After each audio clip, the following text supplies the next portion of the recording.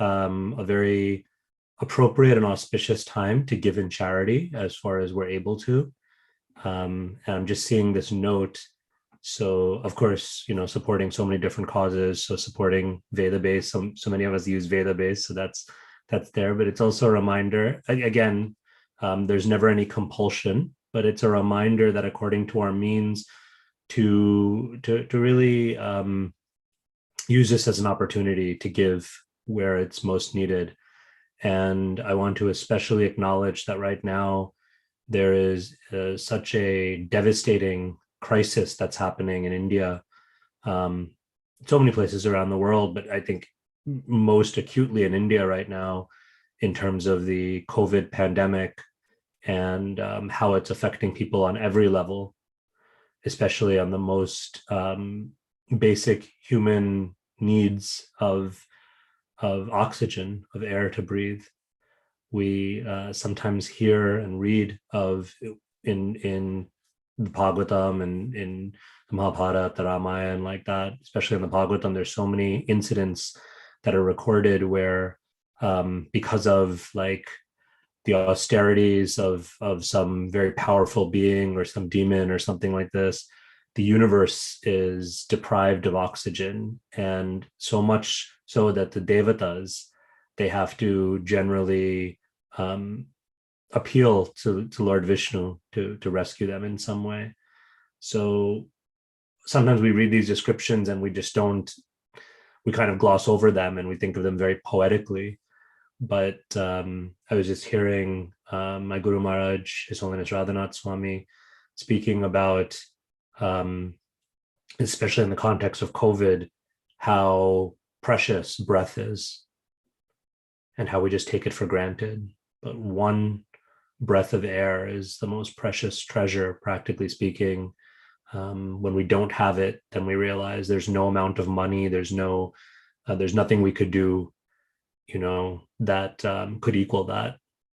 And so right now, people are literally starving for oxygen, among other challenges. So, it's just I want to take this opportunity to appeal to devotees who are able to, and there's so many different ways of helping, including to help those on the ground, those devotees on the ground in India, who are able to help in some way medically or providing prashadam, providing care in so many different ways.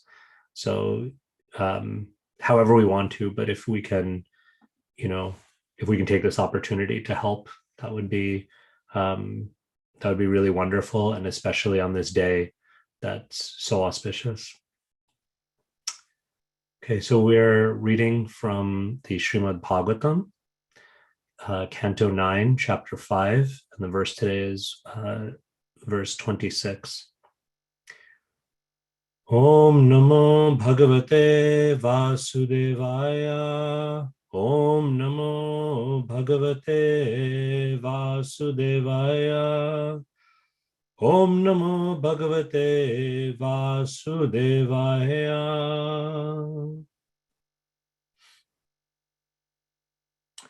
Shri Shukha Uvacha Athambarishas Tanayeshu Rajyam Samana Shileshu Vishrijya Dhiraha Vanam Viveshatmani Vasudeve Mano Dadadhastva Guna Pravaha. Translation. Srila Shukadev Goswami continued, thereafter, because of his advanced position in devotional life, Maharaj Ambarisha, who no longer desired to live with material things, retired from active family life.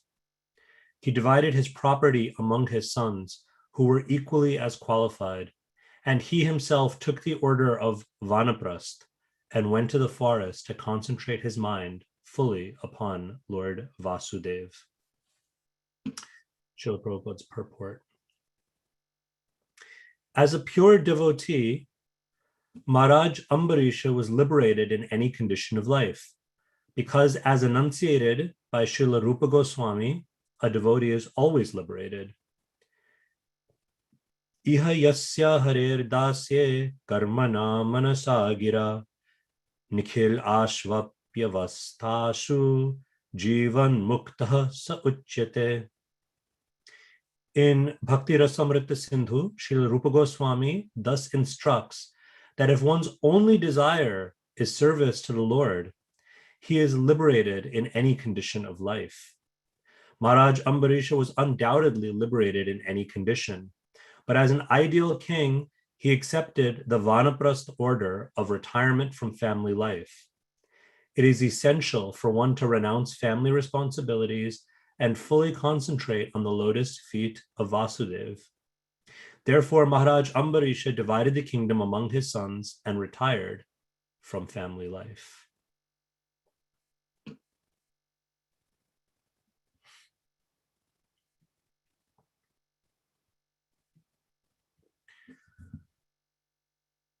Om Agyantimirandhasya Gyananjana Shalakaya Chakshurun Militam Yena Tasmai Shri Gurave Namaha.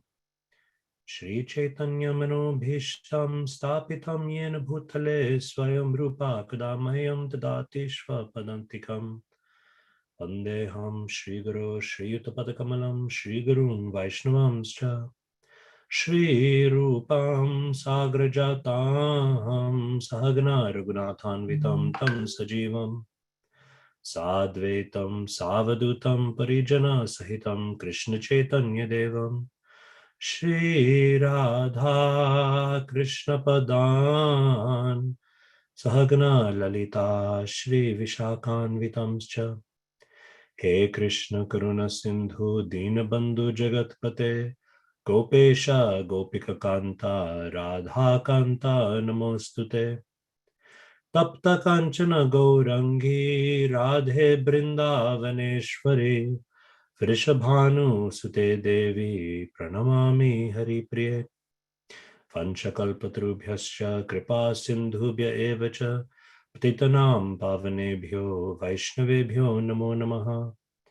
Jai Shri Krishna Chaitanya Prabhu Nityananda Shri Advaita Gadadhara Shri Vasadi Gaur Bhakta Vrinda. Hare Krishna Krishna Krishna Hare Hare Hare Rama Rama Rama Hare Hare.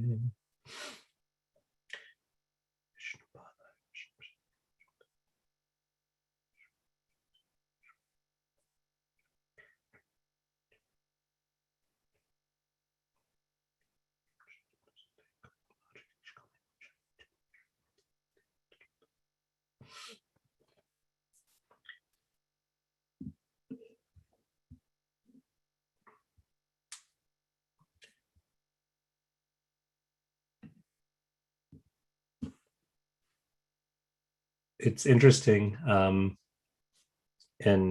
I'm sorry to begin in such a way to speak about myself, but I just celebrated a birthday yesterday. So I turned 43 years old yesterday. And I'm bringing that up because I was just thinking as I was preparing for this class, I was just thinking about how different a verse and a purport like this looks to me today at age 43 from what it looked like when I first read this pastime, this story.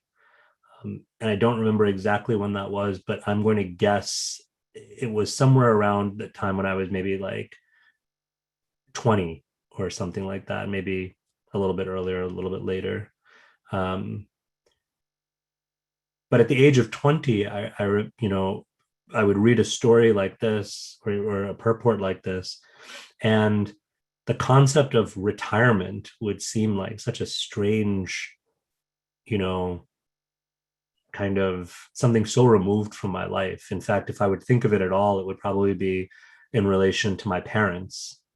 So I would think if I read something about family life and retiring and entrusting one's son to the throne or something like that with these stories of these kings, I would probably think of it more in terms of my father, my parents, and myself as the son. And now on as I move through this journey of life, and now on this side of being 43, I'm reading it, imagining myself in Maharaj Ambarish's position, right? And I think that's natural in a certain way. In Indian culture, ancient Indian culture, Vedic culture, we might call it, uh, somehow or other, there are sort of general markers or milestones, and the age of 50 is often stressed. So you'll often hear, like in this culture, right, that something happens at 50, that this is when one should retire, one should start, making the move towards Vanapras, as it's written about here in this verse, in this purport. And sometimes it's even described that like kind of life is divided into these quadrants. So there's different descriptions, but you have like this first part of life, up to the age of 25, sometimes it's said, where there's a certain emphasis on studying, on preparation, on discipline in a certain way. And then 25 to 50 is often considered a kind of another major stage of life, in which the focus maybe for most of us is on living and working in the world and raising a family. And then there's, again, one of these shifts that happens maybe between 50 and 75. And then the final kind of stage in preparing for the end of this lifetime. So now, being at this age where, I feel, even in very sort of simple material ways, I'm suddenly struck by, I'm closer to 50 than I am to 25, right? So I'm even stage wise. When I began the job that I have, which is at the university, I was 30, and so I felt I was closer to 25. When I had my daughter, my wife and I, when our daughter was born, I was 30 or 31. So I mentally, emotionally felt more associated with that stage of life. But this is a natural progression, and as we'll talk about a little bit later this morning, but part of the beauty of a culture that is aiming towards self-realization, and in a more specific way, when it comes to Bhakti culture, aiming towards connection with Krishna and consciousness of Krishna. The beautiful thing is there's a recognition of these subtleties of different stages of life, of what the embodied being, what the embodied person needs in different stages, what is most conducive or most favorable towards our Krishna consciousness. But maybe we can talk about that a little later. Right now, what I'd like to kind of focus on is something that Srila Prabhupada seems to emphasize in this purport, and it's an important point, and that is, was this retirement even necessary for Ambarish Maharaj? And the subtext, I think, although Srila Prabhupada doesn't state this explicitly in the purport, but the subtext is kind of this question of, why would Maharaj Ambarish need to take his retirement in this very explicit way?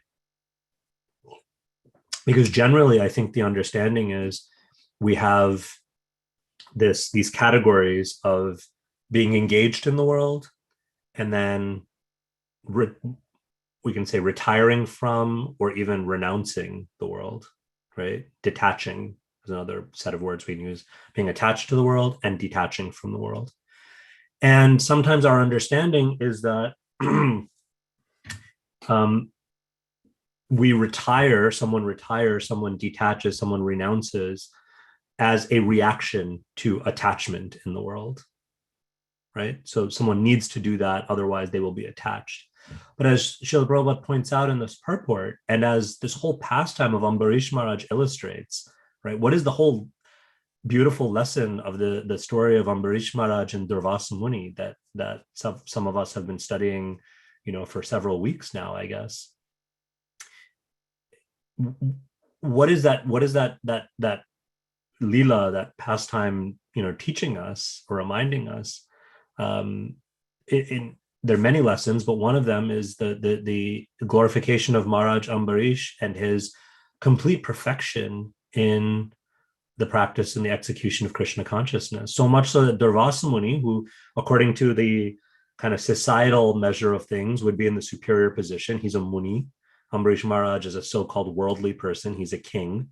So we would think that Durvasa would be the sort of more spiritually advanced personality, but the Bhagavatam does this so many times. It's one of the like coolest things about the Bhagavatam.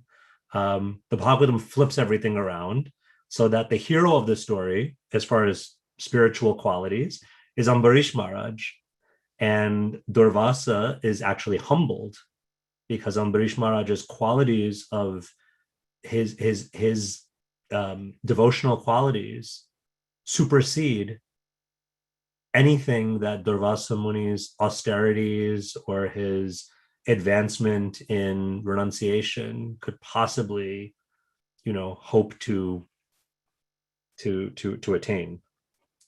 Right? That Ambarish Maharaj in some ways embodies that which all renunciation is aiming towards anyway. There are these 9 processes of bhakti. At the Bhakti Center, we some of us were involved with hosting these Saturday morning series of talks, and the one that started all off, I guess last year, I guess it was already been like a year or something, was this beautiful series, a 10-part series on these 9 processes of devotional service. What we call them the 9 pathways of bhakti. And the interesting thing is Ambarish Maharaj is often cited as one who exemplifies all 9. So there's different devotees that are pointed at as examples of any one of these pathways to bhakti. And each of them is glorious in their own way. So the point is not to compare, not one is better than the other. They're all glorious. Ambarish Maharaj is glorified as one who exemplifies all 9, one who integrates and exemplifies all 9. So in other words, Ambarish Maharaj is like the, how should we put it? He's like the exemplar of the most active expression of Krishna consciousness, right? Doing everything, using every faculty, using every resource, making a full kind of expression of living his bhakti out in everything that he does. So this is Ambarish Maharaj. So why would such a personality as Ambarish Maharaj, who is literally glorified as one who everything he does is automatically already Krishna conscious, or as Srila Prabhupada says in this purport, that he is always liberated, Jivan Muktaha Sa Uchyate. Prabhupada quotes from Rupa Goswami Pad that this is the definition of one who's Jivan Mukti, who even while living and engaged in the world is already liberated. He's already achieved moksha or mukti. So why would such a person need to retire, need to take this step of externalizing his renunciation?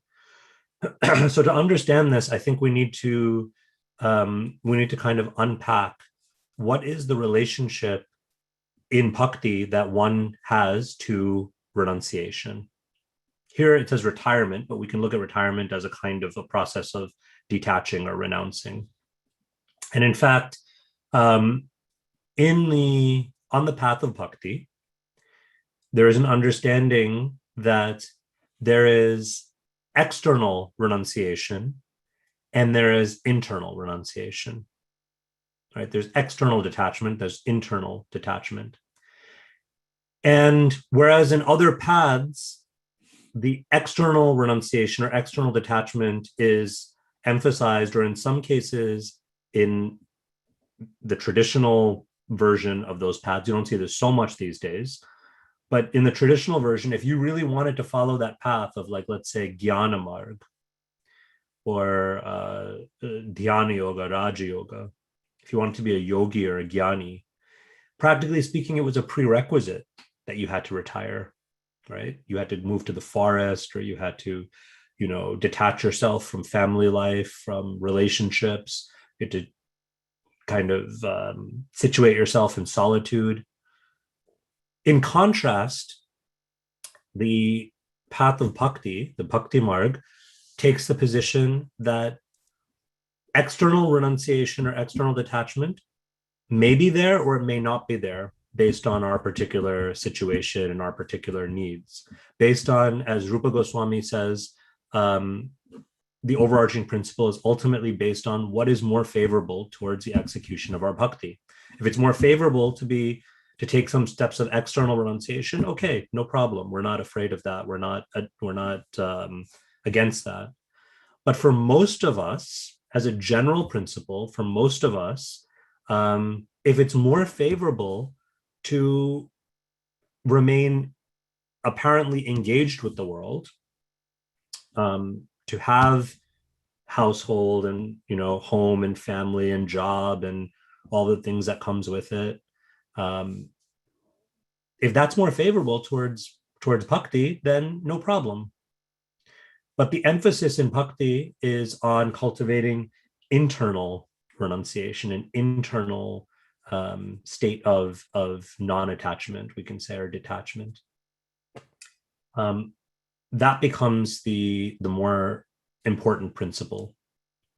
And so practically speaking, we see this is the thrust of the entire Bhagavad Gita in one sense, that Arjuna initially is, as many of us fall into this way of thinking, he's seeing things in terms of either or. He's seeing things in terms of, I can either be a yogi or I can be engaged in my duties and responsibilities in the world. And so he asked Krishna, it's really remarkable, even after hearing, most of us are a little afraid of asking questions if we're like, oh, I don't want to look dumb, or I don't want to look like I wasn't paying attention in the class or something, if I'm confused. But even after hearing so much, Arjuna keeps asking questions. He asks, particularly in the third chapter, after hearing the whole second chapter's worth of Krishna's wisdom, where Krishna basically summarizes this whole process, Arjuna says, I'm confused, Krishna. On the one hand, you're talking about being a yogi, being stita di muni, being stita pragya, one who is fixed in pragya and wisdom. And on the other hand, you're telling me to fight. So which is it? Should I be a yogi or should I fight? And he asks this again, Krishna answers. And then he asks again in the fifth chapter, practically speaking, the same question. Is it better to practice this detachment, or is it better to fight? And Krishna answers in different ways, but the gist of Krishna's answer is, Arjuna, you're not understanding that I'm not talking about two different things. Krishna says that when I forget the word in Sanskrit, but it kind of translates to one who is childlike. So when our intelligence is like that of a child, we see these things as separate. We see these things as disjointed, that I can either be in the world or I can be a spiritual, but I can't do both. So sometimes we can relate to this when we're newer, whether physically we're younger or just spiritually we're newer to the path. We think in these very extreme ways. I have to give everything up. But Krishna says, no, real maturity is understanding that one can be in the world and be a yogi. So be a yogi like that, Arjuna. Work in the world, but in such a spirit that as you engage in the world, your apparent karma or activity is actually akarma, is actually free of any reaction, is completely spiritualized. Now that's in one sense, you can say that's the kind of essential core message of the Gita for 90 to 95% of the population. It's hard to do. Everything has its challenges, so I'm not saying it's easy to be in saffron. I have to make sure I say that because I'm looking at Korsharan Prabhu in his nice saffron t-shirt. And so I don't want him to feel bad. I don't want to make it seem like, oh, you have it so easy, Prabhu. Everyone has their challenges. One of the challenges, though, with kind of being a yogi in the world or a bhakta who's engaged in the world, one of the challenges is that um, it requires a lot more, in some ways, sort of navigating and decision making, right? In some ways, when we have external renunciation or external retirement and internal renunciation, it is a lot more clear. It's a lot more black and white, right? This is a very crude, and in some ways, I hope it's not an insensitive example, especially given what's going on with the pandemic still. But just as an example, just as an analogy, I was thinking how about a year ago at this time, um, at least here in America, we were pretty much in lockdown, and it was very difficult. But in some ways, it simplified a lot of things, right? It took choices and decisions out of our hands. So even in very, what to speak of spiritually simplifying our lives, even in very kind of gross material ways, or mundane ways, we can say, it just decisions were taken out of our hands. So it's like I can't, I don't have to decide of, should I go out to this place or that place if I can't go anywhere.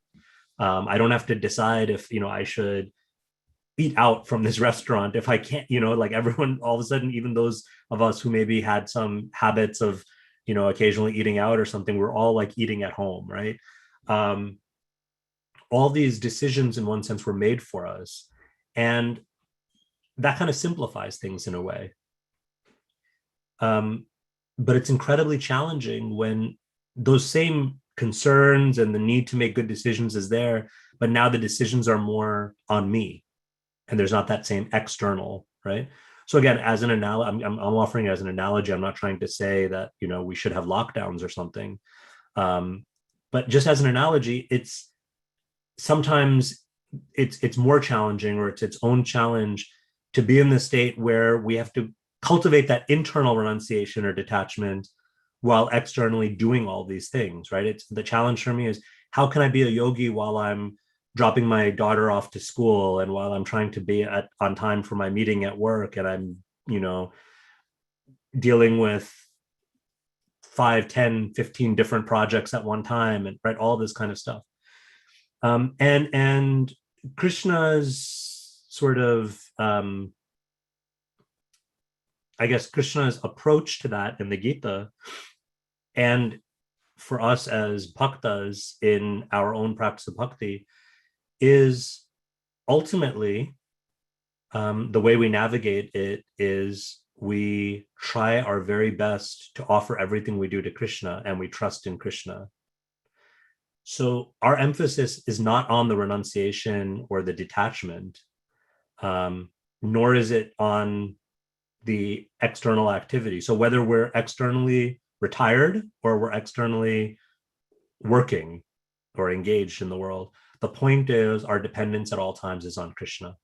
So Krishna says there's so many verses, but the one that is coming to my heart right now, and it's one of my favorites.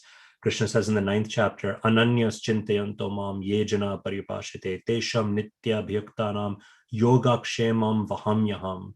Krishna promises us, it's such a sweet verse, because Krishna says, if you just ananyas chintayanto mam, if you can give me your undivided attention, ananyas,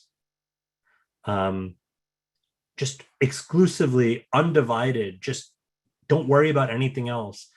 Ananyas chintayanto mam, this word chintayanto. So chinta, usually in Sanskrit is translated as one's attention, or one's consciousness, or one's heart or mind, thought. In kind of more colloquial, like Hindi, chinta is like also used as a word for worrying, isn't it? Or like concern. So I think there's also a way of reading this of Krishna saying, don't worry about anything else. Make me your only point of, not that we worry about Krishna, but make me your only concern. My only concern should be, okay, am I connected to Krishna in this moment, or am I going a little farther away from Krishna? Okay, I'm going farther. Let me do what I need to get back on track. if we make that our sole focus, then Krishna himself says, Yoga Kshemam Vahamyaham, then I'll take care of it. That which you have, I protect. That which you don't have, which any shortcoming, I'll provide for you. I'll maintain you and I'll protect. I'll provide for you and I'll protect. So this is our mood or at least what we aspire to in Bhakti.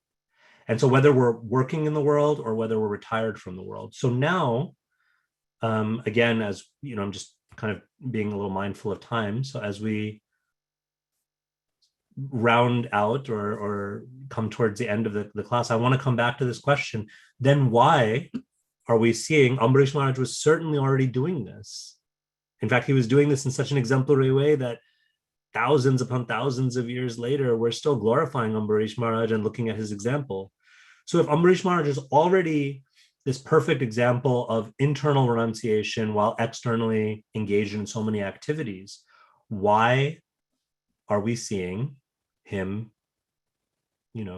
retire from family life, retire from his very, very important responsibilities and going to the forest? So I think there's a couple of different ways of understanding this. I want to just highlight a couple in our remaining time together, but maybe others can share thoughts like in the chat box, or if we have time with the questions or comments. So for one thing, as Srila Prabhupada kind of hints at in this purport, Ambarish Maharaj is a king, and one of the responsibilities of a king or a leader of any kind is to set an example. If Ambarish Maharaj, right, and there's this exchange also, Krishna actually says this himself in the Gita, and he uses himself as an example. He also uses another great king, not Ambarish Maharaj, but does anyone know which great king Krishna uses as an example in the Gita of one who sets a good example for others? If you maybe know, King Prithu. Prithu. Okay, no, Prithu's a good guess. I don't think it's not Prithu. It's another king. We don't read so much about him in the Bhagavatam. Did someone say it? Janak Maharaj? Yeah, Janak Maharaj. Janak Maharaj is often given as the example of someone like this who is very much engaged in the world, but also, so concerned about setting a good example for others. So Krishna gives us this example in the Gita that, well, in one sense, it's a reverse example. He gives that Janak Maharaj doesn't need to work. I don't need to work. But we do this. Arjuna, you don't, you may feel like you don't need to work or perform activity, but still we set a good example. So just as Janak Maharaj and Arjuna and Krishna himself have to set an example of how to work in the world, the flip of that is also true, right? Because if people are looking at that example, they have to know how and when it's appropriate to work, and when it's appropriate to detach oneself from work and how to retire. And here we say work, but all engagement with that stage of life. So one of the reasons is that it sets an example so that people can read this and they shouldn't, or they can hear about Ambarish Maharaj's example and they shouldn't think, well, Ambarish Maharaj didn't retire and he was a great soul, and I'm probably a great soul too. Maybe I'm not that so different from Amrish Maharaj, so I can keep doing my thing and I don't need to retire either. No, he's setting a proper example for all of us that there's a healthy time to take a step back. And we should learn to recognize it. We should learn to become more sensitive to it. By the way, this also applies to devotees. So he's setting an example for the people in general. Vaishnavas are not an exception to that. Right. So it's also very healthy for us. We're not at the level of Ambarish Maharaj. So what to speak of for us, we need to become thoughtful about reading the signs, knowing, okay, it's time to shift gears. It's time to, right. I don't drive a stick shift car, which is a big regret. I wish I learned, because it's a good skill to have. But my friends who drive stick, and most people around the world do drive stick.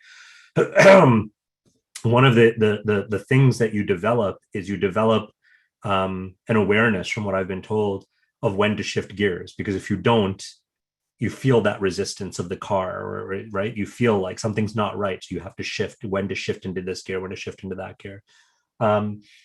That sensibility needs to be developed, and so Amrish Maharaj is setting an example for us to develop that sensibility. And so in a similar way, another way we can look at this is, yes, as a general principle, it's true in bhakti, external renunciation and internal renunciation, need not be aligned, that we can have internal renunciation while externally be engaged. And in fact, in many ways, that is the beauty and glory of bhakti, is that we can and should be engaged in the world, that we can make our roles as husbands and wives and partners and parents, and our roles at work, or our roles as students, people, devotees on this call, maybe students. So in any stage of life, we don't have to wait for some other stage of life. We don't have to wait for some external taking of renunciation or retiring. We can be cent percent, as Prabhupada would sometimes say, cent percent Krishna conscious right now. That's true. And at the same time, it's also true that we're embodied, that we are, as part of being embodied, that we are subject to the kind of subtle effects of the mind and body and our circumstances and the world that surrounds us. And we need to recognize that as we age older, both in terms of our physical age, but also in terms of our activities, or how long we're engaged in certain activities, or our roles in the family, things shift and things change. So as a parent, for instance, some of us on the call are parents. As a parent, as there's a certain time in the child's life where I need to be really hands-on. And that's my service to Krishna, seeing it through the lens of bhakti, that what Krishna wants me to do is to serve this precious child who has been sent to me, to serve them by being really hands-on and guiding them and disciplining them and really taking an active role in their lives, and in a very direct way. And then as the child gets older and as that relationship starts to shift and mature, right? Janaki Pandit says,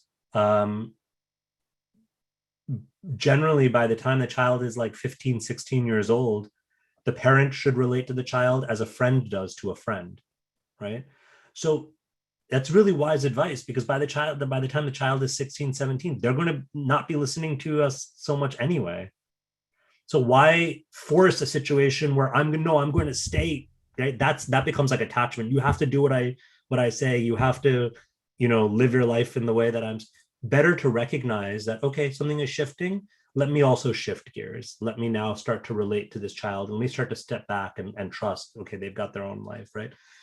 With our work, sometimes we can be in a certain job for so long, and we can keep doing it, but we also have to realize or recognize, okay, it's time to step back. It's time to say, I've done this for a while now. I've done maybe all that I can do in this role. It's time to shift gears. So even in a material sense or a mundane sense, that's true.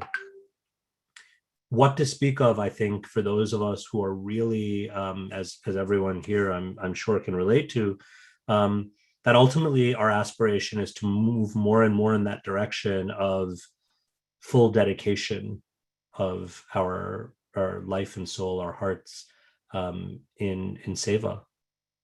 That to be able to read the signs that, okay, it's time to sort of simplify.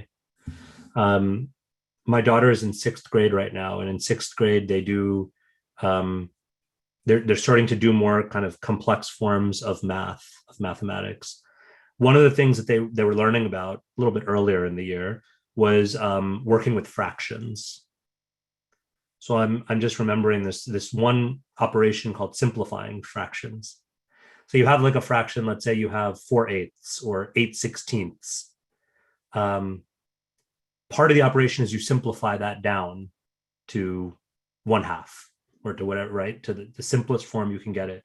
Now, it doesn't mean that 4/8 or 8/16 is wrong. It doesn't mean that, right? It's equal. It's actually equal to the same thing. So whether this is my attempt at a math analogy. Whether Amrish Maharaj is a king sitting on the throne, or whether he's wearing, you know, one piece of cloth sitting in the forest, internally he's the same completely dedicated bhakta. He's the completely, dedicated soul. But there's still value in simplifying. There's still value in, even from an external sense, in simplifying, so that to others and to himself, it can be much more clear that what is my purpose? My purpose is to connect to Vasudeva Krishna. And so also for us, there is something really valuable and helpful about simplifying our lives. Even if we're practicing bhakti, even if our lives are filled with Krishna conscious relationships, Krishna conscious activities, Krishna conscious possessions, there's a value in simplifying. I know we're short of time. I want to just close with two observations. One is that, and this is something I just wanted to share, that in 2019, so 2 years ago, actually just before the pandemic, my aunt, my Masi, who is also a very wonderful Vaishnavi, she was a disciple of His Holiness Bhakti Charu Swami, really great soul, she passed away. And she didn't have any children, and so I was like a kind of a son to her, and I got to perform that service. That was really wonderful to be in that role. But one of the things that I was doing was, after she passed away, I was, along with others, my sister and my wife and my mom, we were clearing through her possessions, right? Clearing through her apartment. She was widowed. She didn't have children. She lived alone. In some ways, a very simple life and a very Krishna conscious life. I was stunned at how many possessions she had. I was stunned at how much stuff there was. And coincidentally, at this time, my in-laws, who are also really great devotees, were moving from one house to a smaller. They were kind of downsizing to a smaller place now that both of their children are married and out of the house. And same realization. I was helping them. We were helping them to pack, and they had so much stuff that was filling box after box after box. And my father-in-law even kind of shared this realization. He said, it's so, what word did he use? He said, it's so dangerous that we accumulate. And all this stuff, like so much of it was just directly Krishna conscious, wonderful books and, BTG magazines and pictures and deities and this and that, right? But it brought home this idea that like, it won't happen automatically. We think sometimes that like, even as devotees, we're living these devotional lives that I don't need to simplify. But as we get older, there's so much value in, even in these ways, simplifying, parenting. What can I give away? What can I encourage others who are in a stage of life where they need to build up their collection? How can I encourage them, and how can I just simplify, bare minimum, right? Going to the minimum. Again, it's not that our Krishna consciousness depends on that, but if it's more favorable, if it's helpful to our Krishna consciousness, why not? And final thought, I know we're over time, but final thought is something that I think Yashoda Dulal Prabhu is on this call. And it's something that I really am indebted to Yashoda Dulal for constantly inspiring me about and giving this insight, is that retirement requires us to plan now. We have this romantic notion sometimes that retirement, whether we're talking about, in the material sense or the financial sense, which is also important. We can have a whole class about that. Yashoda Dulal Prabhu should give that class. Actually, he's really, really educated and intelligent about this. But it's important too, even for devotees, to think financially, what is my retirement plan, right? We have to live in this world, we have to function in this world. But even spiritually, to think about what can I do now to prepare for that retirement? What can I do now? Just like for some of us, we're putting away a portion of our paycheck every month, either it's automatically or we're putting it away, so that when it comes time for retirement, we can draw from that resource. So in the same way, or in a similar way, let's introspect, let's reflect on what can I do right now at whatever stage of life I'm in that can prepare for that moment where, like Amrish Maharaj, I can just simplify and focus my full energy and my full heart on my relationship with Vasudev. Thank you so much. Grantaraj Srimad Bhagavatam ki jai, Srila Prabhupada ki jai. Thank you so much, Venkata Bhatta, for an amazing class. I really loved so many points.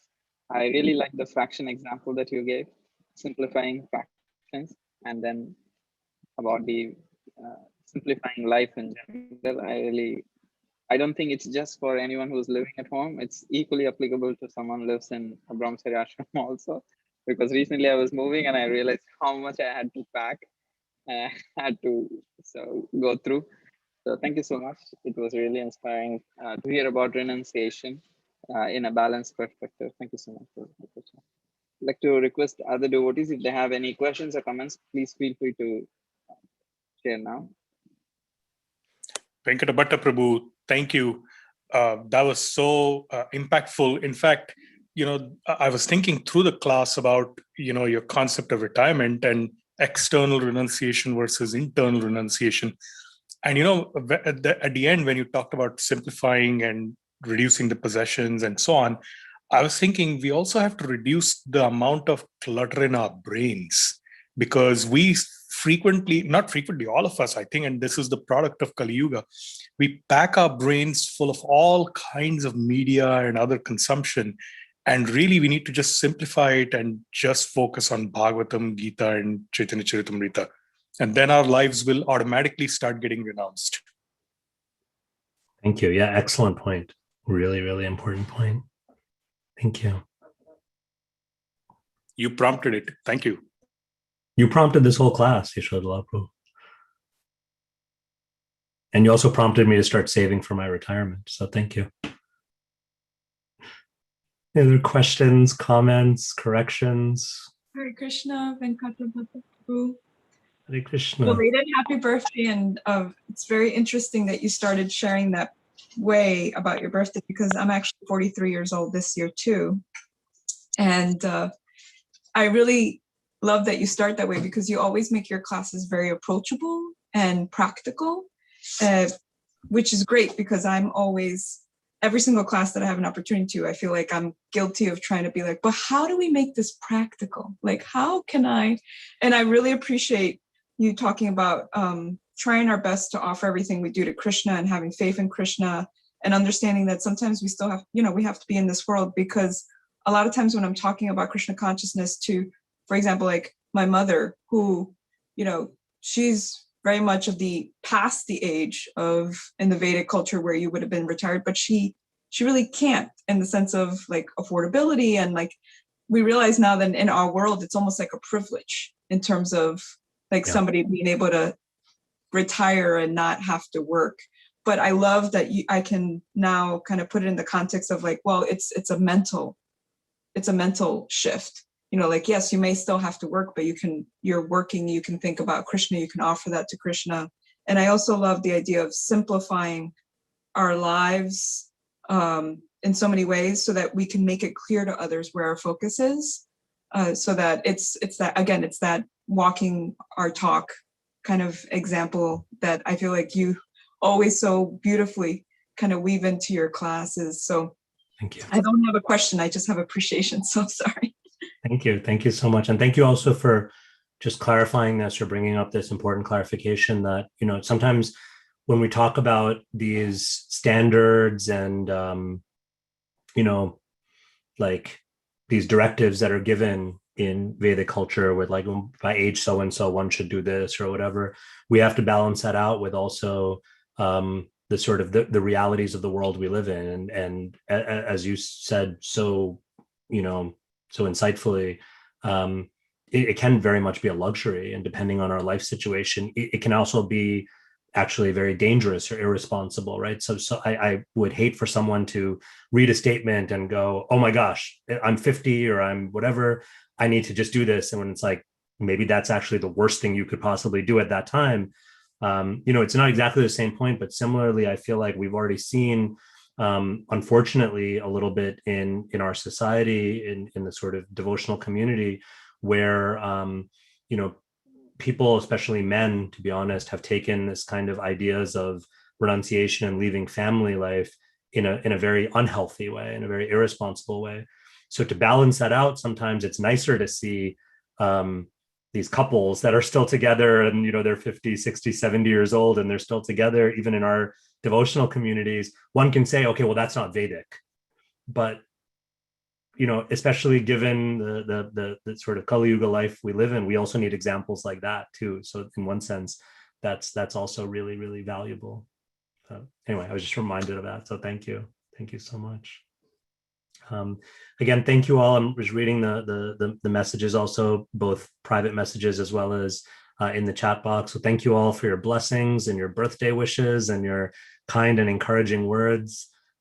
Just so much appreciated, and so much appreciate this opportunity to share a little bit. Thank you again, and thank you all for joining us. Okay. Hare Krishna, Grantaraj Srimad Bhagavatam ki jai, Shri Prabhupada ki jai, Anant Koti Vaishnav Vrinda ki jai. Venkata Bhatta Prabhu ki. Hare Krishna, Hare Krishna. Many blessings to all of you. Thank you, Hari Hari. Blessings to you. Thank Hare you so much, Krishna. Bhagavatam Prabhu. Haribol.